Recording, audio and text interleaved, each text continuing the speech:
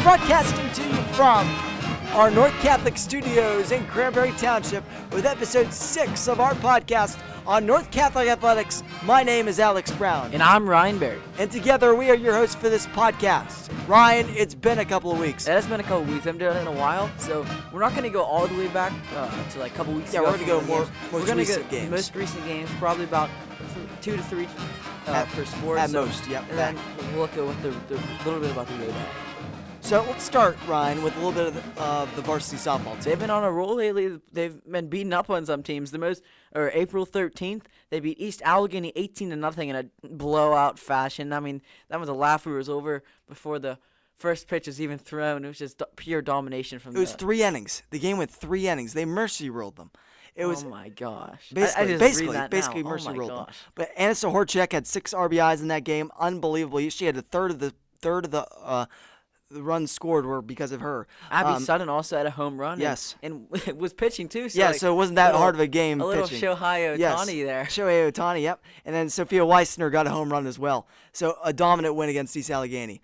Yeah, it was a good win, and they kept that going to their next game against Union Area High School. They won 13-1, another dominating win. Leanna Moriali got the pitching win, and there were 3 home runs in this game, again by the pitcher, Leanna Moriali, and then Karis Mundy. And then Alexis Manella got a home run as well. But look at where they're at already. They lost their first 2 games, and now they're 5-2 on the season, and 3-0 in the section. So they have come. Those first 2 games, they were just getting started, and now they've kicked the rust off, and they're going full steam ahead. And now they're not only won. I believe they're 4-2 right now. No, 5-2. They're 5-2 right now, and they're 3-0 in the section. They're 3-0 in the section, and they're doing very well recently since they lost after those first couple games, and they will continue that in the next couple games that they have coming up. They have one coming up against Deer Lakes Tuesday, April 20th at 4 p.m. They have one against Derry Monday, April 26th at 4 p.m. as well. So those are the 2 games you will be that are upcoming before our next podcast comes out. Yes. And if they keep swinging the bats, Ryan, and they keep pitching the way they have been, they're going to be in a great position for not only for those games, but especially for the critical ones in the section, which is the most important games. Yep, if they can keep up that good hitting streak, Anna Zahorchek and the rest of that team, if they can keep that up. Leanna Moriali, she keeps on hitting and pitching like she has been. Then they're in for a really good season. And now let's move on to boys baseball. They're coming off another good week. They had an 8-3 win. Great week, perfect week over Freeport. Which is what you got to do. I mean, you got to beat up on these teams and keep the win streaks going. And Nate Higgins was on the mound. He had 11 strikeouts, and he got the win in that one. When you ever have 11 strikeouts, you hope that your team can back you up and so you can get the win. You should win the game. Exactly. You should win the game when that happens. Dylan Krim closed the game with 1 1/3 innings of work and earned 2 strikeouts as well. And then look at the bats, Ryan. Brady Alexander, Tyler Primrose, and Nate Higgins all had 2 hits in the game. Rocky Kopak, Brady Alexander, and Tommy Shafley had at least 1 RBI. Rocky Kopak and Brady Alexander both had 2 RBIs. And there's your runs. There's 5-year runs right there. And then when the pitching is like that, Ryan, you get 13 strikeouts from those 2 gentlemen on the mound. You're gonna be in a great position. Those pitchers put their team in a position to win, and that's exactly what they did against Freeport on the 13th. And then from there, they had another game against Freeport on the 14th. Yes. They won 11-0. 11-0. Dominating performance. Justin Stupka pitched 5 innings, had 6 strikeouts, didn't allow a run. Blake Primrose, Justin Stupka, Drew Dougherty all had 2 hits in the game, with Primrose and Dougherty each having 3 RBIs, and Tommy Caroli also had 2 RBIs. Tommy Caroli playing great. As always, he's hitting nukes into the outfield, he says. And 11-0 though. 11-0. So you go. They don't only win again against Freeport, but they do even better than they did the game before against Freeport.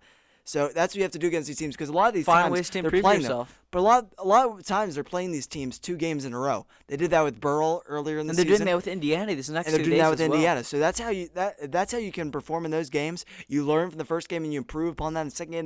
That's exactly what you need to do. And then they played a little later in the week, Ryan, Elwood City against Elwood City. 9-4 win. The winning pitcher was Brady Alexander, pitched 4 innings. Tommy Caroli, Sean Dewey, and Blake Primrose had 2 hits again. Tyler Primrose had 3 RBIs, and Patrick Seenan pitched 2 innings, recorded 1 strikeout, and Tommy Shafley pitched a 7th inning, scoreless as well. So you get that pitching from those secondary sources like Tommy Shafley in that 7th inning to get their team. Get guys experience as well. Yeah, right around that closing time of the game. That's important, and you need those players to get those quality at bats. Because he's a freshman, and if he, I mean, a lot of players that are playing, then look at the freshmen. because there's no JV team, and freshmen are getting a lot of opportunities. And they're living up to it, like Tommy Caroli, the Primrose, and a lot of these players. The Tommies. Yeah, the Tommies, they're playing fantastic, and it's great to see. Blake Primrose as well, isn't it? And they have upcoming games this week, Ryan, as they play. We're releasing this. They play Indiana today and tomorrow. So today being the 19th. Today's the 19th, and tomorrow's the 20th. Yes. And then later in the week, actually, those are the only 2 games this week that they have at least listed on the schedule on the website. And then they play two games next week back to back against Highlands Monday, April 26th, and then Tuesday, April 27th. So you'll be getting our recap of at least 2 of those games. The Indiana games, basically. But so it's so important. I think it actually plays to their advantage a lot playing these teams back to back. Don't you think, Ryan? Based on what I said earlier. I mean, you can look at scouting. Even if you beat them by a lot, you can always find ways to improve better. Yes, and then you see the pitching. You get a lot of rest in between these games, so you get your good pitchers out there. And kind of a scouting report from game to game from like the pitcher. If one pitcher had a bad game, he can tell you what are the tendencies, what worked against them, what didn't work against them, so the pitcher on the next night can know what to do against the same. And they had a rough start, but now they're really firing on all cylinders. Similar to the softball team, when they lost their first. Yeah, they got no hit their first game. They got no hit their first game, so you can't do much. They lost their first 3. That's tough. They lost 4-3 Norwin, and then 11-0 to Pine Richland. But then they bounced back and got some big wins. And they have. Doing the teams. And it's exactly what the teams are doing to them. It's exactly the same very much with the softball and the baseball team. And they're both performing at a high level right now. They're getting rolling, and here's to hoping that they will be keep that train moving past the station and to their next destination. Wow, Alex, I don't know if you ever come back from that line. No, I think that's when people will remember. That was off the top of my head. Took too. a little too off long the top of my head to go through, but. Now let's move on to the boys' tennis team. They're 6-0 on the season, Alex. They've had some really nice wins lately, including a Whippeal gold by Nicholas Scheller. If I can relate to the train again, this tennis team is like a train, a runaway train. It cannot be stopped, and Nicholas Scheller included in that, as the team has been playing phenomenal. What are they? I think they're 6-0 in the season. Yep, they're playing. as I just they're stated. Playing phenomenal, and they're dominating teams. They're not just going and they're winning like 3-2. They're winning 5-0. They're winning 4-1. Yeah, and they're winning. Nick was in the Whippeal final, and he won 6-1 in the final. Unbelievable. And he was done with his set by the time there were like 2 matches going on, and he was quicker than both of those matches, like just dominating this guy that he was facing, dominating. Let's start with the first game. Not the first match, I should say, that they had in the last week, and that was April 15th against Knox Senior High School, and they won that one 5-0. Nicholas Scheller and Brody Gola won easily in their number 1 and 2 singles matches.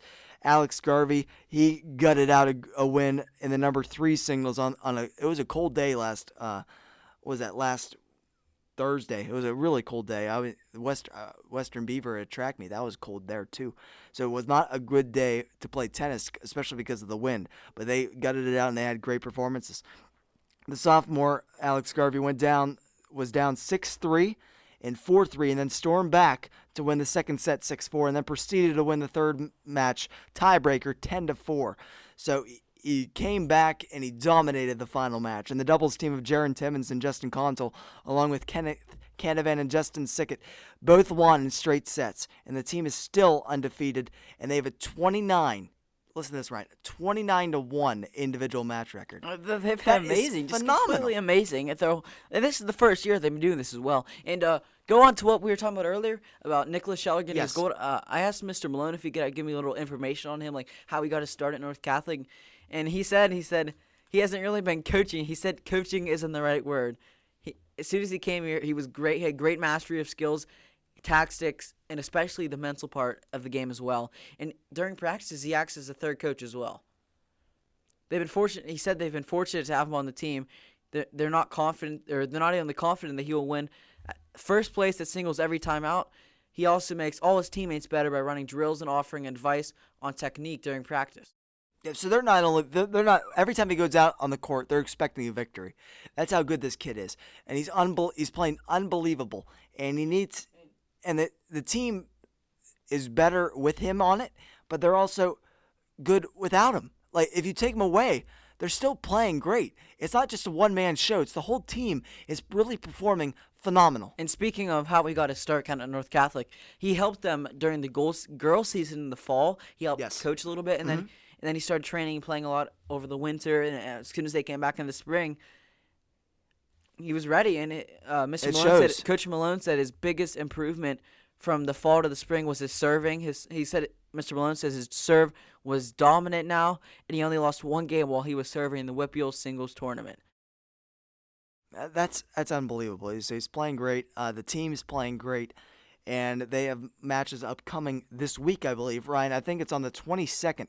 They have their next match against St. Joseph's, and then after that, they have a match on the 26th against Hampton, and we won't be doing the Hampton one because we'll be releasing the next one next Monday as well. So we'll recap the one from the 22nd. But then that's their future, and hopefully this is another one. I'm going to say it again, Ryan. This is a train that cannot be stopped. It's a runaway train. They're playing phenomenal, and we'll see what happens in the next week, but I expect another win.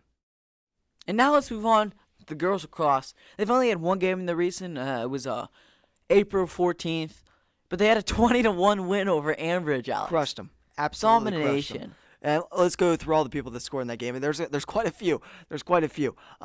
Brittany Cullen got one. Taylor Sinogali got Singalani, one. I think. Singalani got one. Ella Fulford had one. Had two. She had two.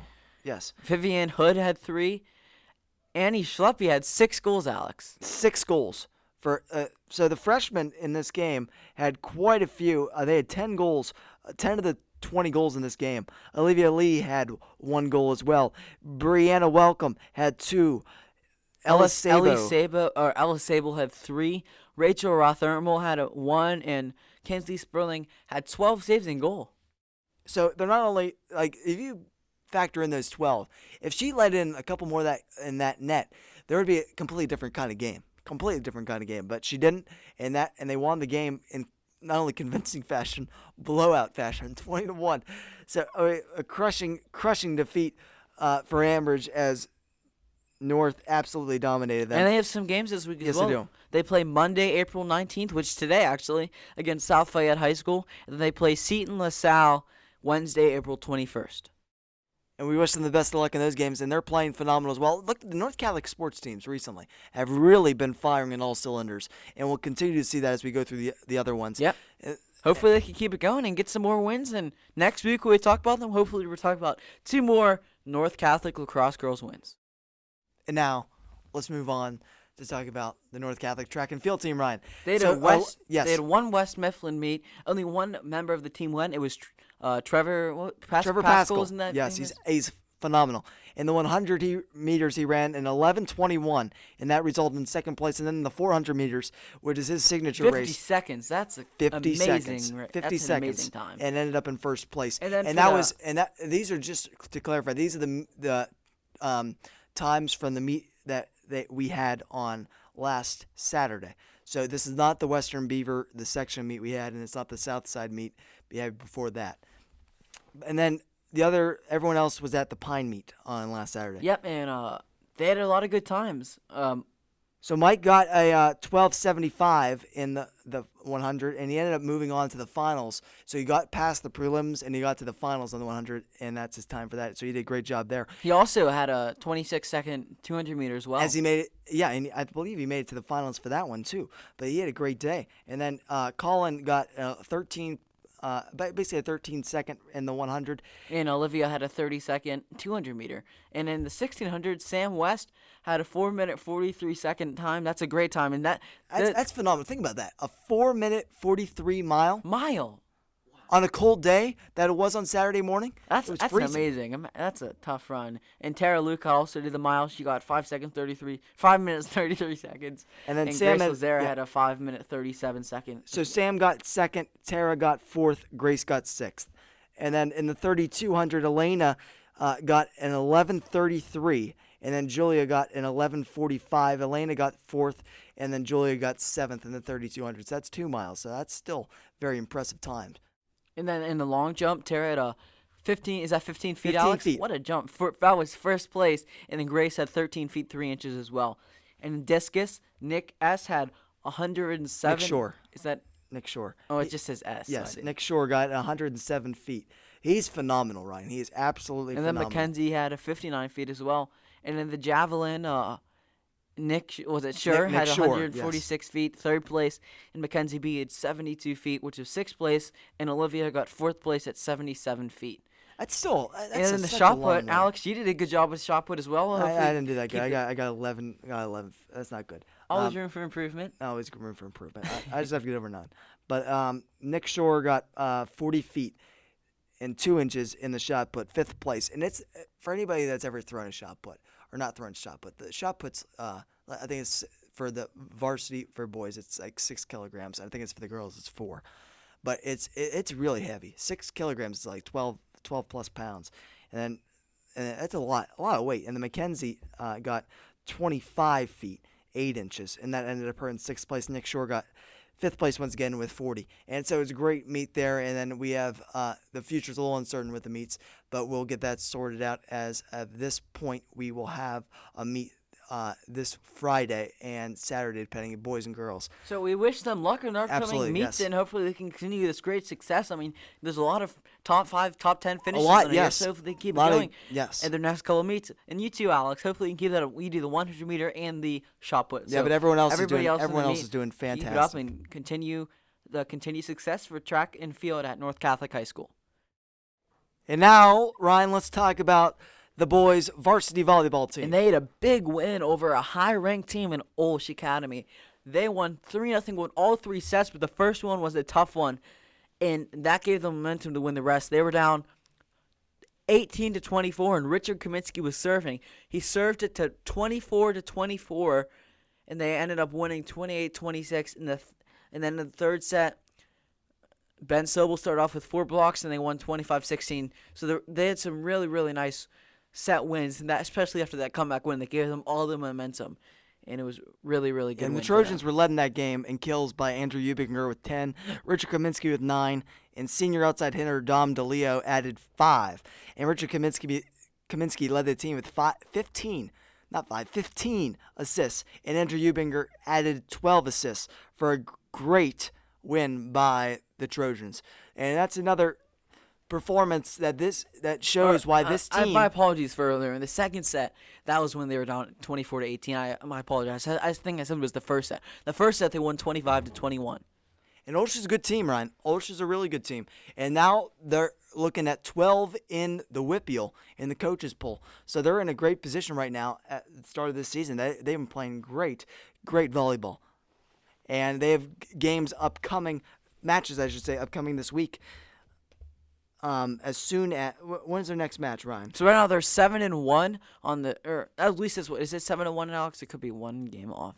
It's at least it's right around there. They're playing very well. They've only had They have one a game loss. Tuesday, April 20th against Montour, and then Thursday, April 22nd against Seton LaSalle. So those are the next 2 games we'll catch you up on again next week. Here to talk more about the boys volleyball team this year and their achievements is Coach Stacie Ball. Coach, thank you for taking the time to join with us. Thanks, Ryan. Thanks, Alex, for inviting me. No, our pleasure. Coach Ball, with not being able to play last year, how has that motivated your team for this season? We have 9 seniors this Yeah. year. So 2 years ago, they were sophomores, and in essence, that's the last time we've had a season. So only 3 of those sophomores, the seniors now, had varsity experience, and 1 only a little bit limited. So 2 had significant varsity experience as sophomores. The rest of the senior class this year played JV, 2 years ago. So They were excited about last year. We only lost a couple seniors from last year's team, and so the juniors again were going to be our core, and then we lost the season. So this year they knew they had something special. It's a strong group of kids that are in the senior class, and then we also have a pretty strong junior class as well. And so those students just they wanted to play. They wanted to show that they had the ability to compete at the highest level and to win. And their goals from the get-go were to hopefully, win the section and then potentially win the WIPIAL. And obviously, we'd love to have an opportunity at state as well. Absolutely. You're well on your way to doing that. Ryan, your question? Coach, what has been the key to be able to start this year so strong? And after you got those early wins, how were you guys able to keep the momentum going week in and week out? Okay. Definitely dedication, because we had a lot of starts and stops Yeah, absolutely. to our season. Yes. Yes. So this has still been tricky. As I was kind of talking to you before we started, is like last year we had a lot of preseason work that we did. So we were really ready for the season, and then it got cut short. Yeah. It didn't even really get to start but we had a lot of preseason work. This year, because of the COVID restrictions, we really didn't have the preseason that we were hoping to have. Did that affect you guys in a big way? I mean, I guess it didn't really affect you that much with the strong start that you guys had. So we have a good handful of players that play at the club level, club volleyball. So we had players and kind of the core players. There were a couple on JV and probably 5 on varsity that had played some this winter and had been on the court and had gotten that experience. And so I think that was pretty key to get us to a fast start. We run a lot of the same initial drills as we start, because we start with the basics always. A lot of these athletes were familiar with those drills. We were able to get drills started and get quite a bit accomplished in our practices, the few that we had.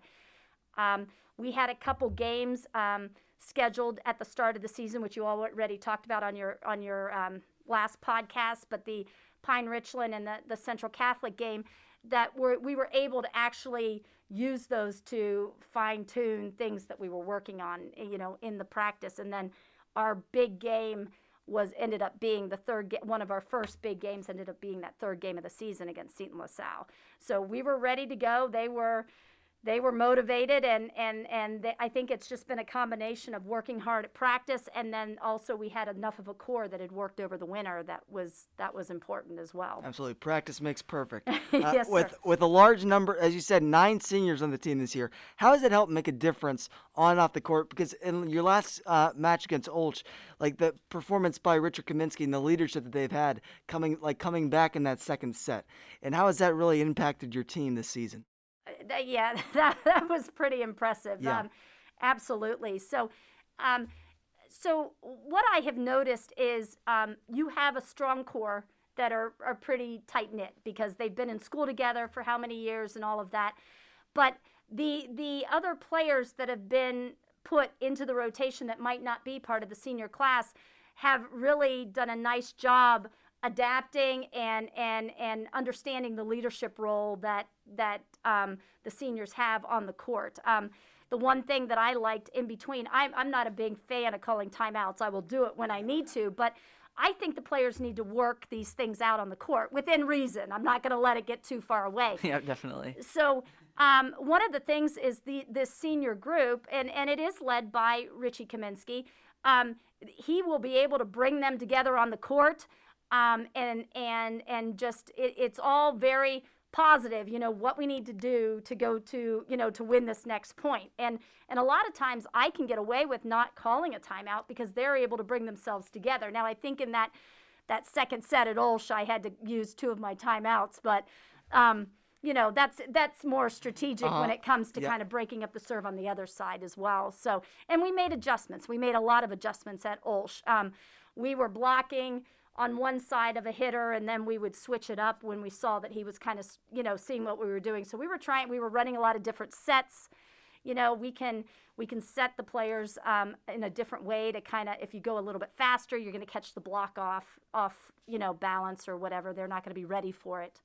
So, Coach, with the large amount of talent that you have on this team, is it a bit difficult to try to mold this team into to get the right guys in certain situations? Because it must be difficult with all the depth and talent you have on this team. Absolutely. We have a core group that we play and that we'll run with when it's a tougher match. We have a lot of guys that are very dedicated that come to practice every day and are there.